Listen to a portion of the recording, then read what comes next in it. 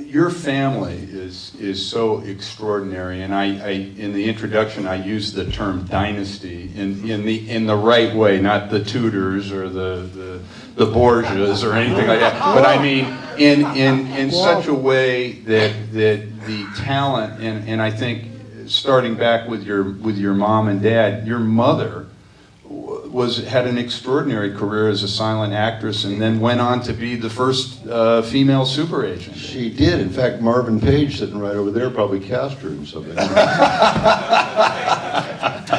but she was she did. She came out here. She was from a fairly well-to-do family in Chicago of brewers who sold out their business and invested in real estate when Prohibition hit. And she came out here and she had a pretty successful career as a silent film star. Now, how many of you saw The Artist? Yeah. Well, believe it or not, this is like The Artist in reverse. My mother did not make the transition into talkies. And at the time, she lost all of her money, her family lost all of their money, and she had to work. And she was an extraordinarily bright woman. And so somebody turned to her and said, well, you know everybody in town, why don't you become an agent? Well, there were no agents. No, I'm sorry, there were no female agents in the business. I think there was maybe one other, and she became the first kind of successful female agent in the business when, in fact, she discovered my father on a radio show where he was playing an 18-year-old that aged to 80. And she thought, well, this is a good actor, you know, and I specialize kind of in character actors. Called up. He said, he came in to meet her, and he said, no, I'm not going to do that. I've tried that, and I've faced too much rejection, and I'm comfortable in radio, but he thought she was cute. So he came back the next day and said, okay, let's give it a try, and that was what happened. And there are four of us. There are four children. My father had a son from a previous marriage named Alan Ladd Jr., my mother had a daughter from a previous marriage named Carol Lee. Then there's Alana and myself. And we were, you know, as far as I knew, we were a family all from the same mother and father until I was about 13 or 14. And, you know, all four kids are relatively healthy. I remember the first when we had lunch, and you made the comment when we started talking about your family, and you said, you know, all of us kind of turned out normal. You know, in other words, nothing written in the National Enquirer, no emergency rooms. Well, I had my days. But really, obviously your parents, and you know, we all know all the stories of Hollywood families and movie stars being parents or not being parents, but it seemed to me that your parents really put in the effort to bring all of you up as a family. We did. I mean, I was talking with my oldest sister the other day, and we talked about the fact that wherever we went as a family. All four kids, my parents, you know, whether it was to Europe, whether it was on location in Arizona. I mean, we were raised as a family, and family's very, very important to all of us. My sister Carol Lee married a man named John Beach, who was a man who had been a war hero who had been injured, that my parents found in an what do they call it, USO hospital during World War II. Extraordinarily beautiful, handsome man. And they said, well, you should be an actor. And about a year later, he showed up on their doorstep. He couldn't act. He was the worst actor in the world. So they said, oh God, we got to do something with this guy. So they made him a location manager. He eventually married my sister and went on to become the president of Columbia Pictures. My brother is literally, I'm so proud of him. He's my best friend, my brother, and the man that I admire the most in the business. He's legendary. He is a legendary Rightly so. Film executive and producer. He has 2 Oscars, one for Braveheart and one for Chariots of Fire, but made movies as an executive and was responsible for things like Star Wars and Aliens and Young Frankenstein and all the police academies and Blade Runner and you know didn't he greenlight Star Wars? Oh yeah, against the opposition of the well he didn't have actually the power to greenlight it at the moment, but he fought for it to get the green light. Right. And then while he became president of the studio at that point, and then Star Wars came out, and which had been his project, and he was totally vindicated. I'd call that vindication. But and then my sister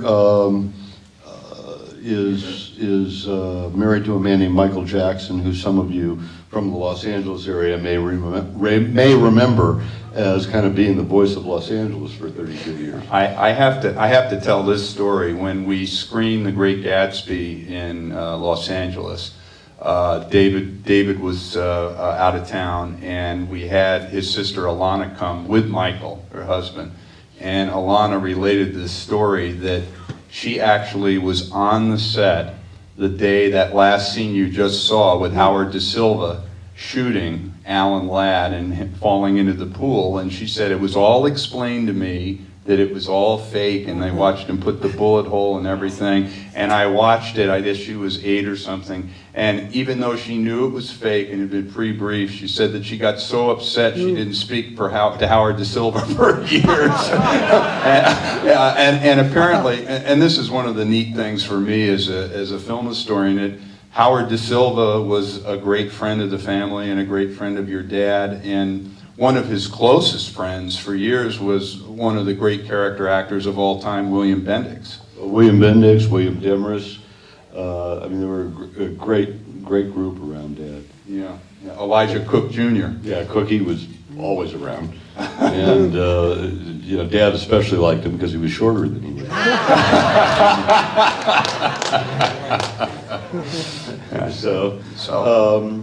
But at any rate, that's my family, and it kind of goes on from there. My daughter Jordan is quite a successful young actress, and in fact is what they call a scream queen, having starred in movies like Death Proof and Cabin Fever.